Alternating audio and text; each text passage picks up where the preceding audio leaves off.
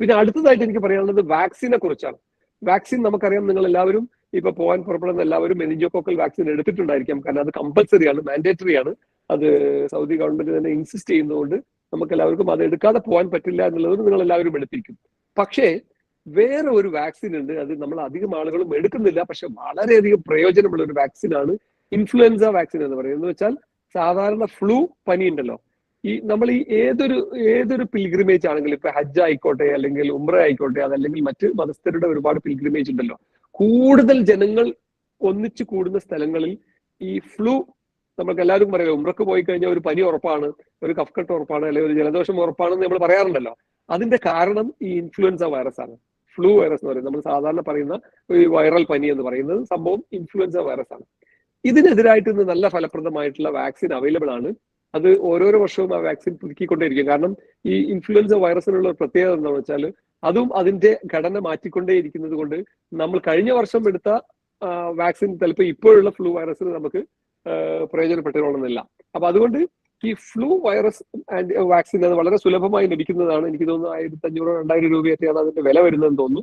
അത് എടുക്കുകയാണെങ്കിൽ നമുക്ക് നല്ലൊരു പങ്ക്, ഇപ്പൊ നിങ്ങൾക്ക് എല്ലാവർക്കും അറിയാം, ഈ ഒരു ഉംറക്ക് പോയി വരുമ്പോഴേക്കും എല്ലാവർക്കും ചുമയായിരിക്കും. ഈ ഉംറ കഴിഞ്ഞ് തിരിച്ച് അല്ലെങ്കിൽ ഹജ്ജ് കഴിഞ്ഞ് തിരിച്ചു വരുന്ന ഫ്ലൈറ്റിൽ നോക്കുകയാണെങ്കിൽ എല്ലാവരും ചുമച്ചുകൊണ്ടിരിക്കുന്ന ഒരു അവസ്ഥ നമുക്ക് എല്ലാവർക്കും കാണാൻ കഴിയുന്നതാണ്. അത് ഒഴിവാക്കണമെങ്കിൽ നിങ്ങൾക്ക് ഈ ഇൻഫ്ലുവൻസ വാക്സിൻ എന്ന് പറഞ്ഞ ഈ വാക്സിന് ഇപ്പോൾ അധിക സ്ഥലങ്ങളിലും ലഭ്യമാണ്. അതൊന്ന് എടുക്കുന്നത് നന്നായിരിക്കും.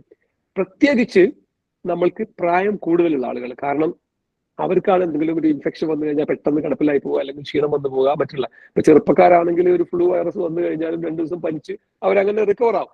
അപ്പൊ അതുകൊണ്ട് എല്ലാവർക്കും റെക്കമെൻഡഡ് ആണ്. പക്ഷെ പ്രായം കൂടുതലുള്ള 60 വയസ്സ് 65 വയസ്സിന് മുകളിലുള്ള ആളുകൾക്ക് അത് കൂടുതൽ റെക്കമെൻഡഡ് ആണ്. പിന്നെ മറ്റൊരു വാക്സിനും കൂടി എനിക്ക് പറയാനുള്ളത് ന്യൂമോകോക്കൽ വാക്സിൻ. നമ്മൾ ന്യൂമോണിയ എന്ന് പറയുന്ന കഫക്കെട്ട് കൂടുതലായി സീരിയസ് ആയി ന്യൂമോണിയ ആകുന്ന ഒരു സിറ്റുവേഷൻ നിങ്ങൾ കേട്ടിട്ടുണ്ടല്ലോ. അത് വരുന്നതിന്റെ കാരണക്കാരനായ ബാക്ടീരിയയെ പ്രതിരോധിക്കാനുള്ള വാക്സിനാണ് ന്യൂമോകോക്കൽ വാക്സിൻ.